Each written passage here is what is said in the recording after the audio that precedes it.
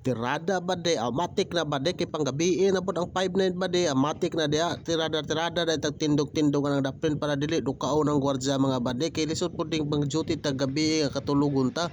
Pero ang atik-atik ra gud kay tulog taud-taud na matulog naman gyapon ko ng gwardiya god. Wa may gwardiya siguro nga dili matulog mga bade no. So what's up mga bade. Amping kanunay sa mga duty dia mga bade no, mga ka 59 na ako dia. Labi na sa mga night shift duty, amping ta kanunay kung mahimo di gyud ta matulog sa tong post mangita tag kasuksukan ana ra na tirada diha mga bade. Sa panahon karon mga bade di gyud ta maghatag og kumpiyansa labi na sa mga night shift duty no, kailangan nato mag igmat yun ta perminti mga bade no. Kung mahimo kana atong service firearms mga bade ato nang itakin perminti para nagitay panglaban yun perminti mga bade no. Dili jud lalim pud ni ma-duty ta og gabi mga bade kay ang kalaban nato ari duka ra gyud.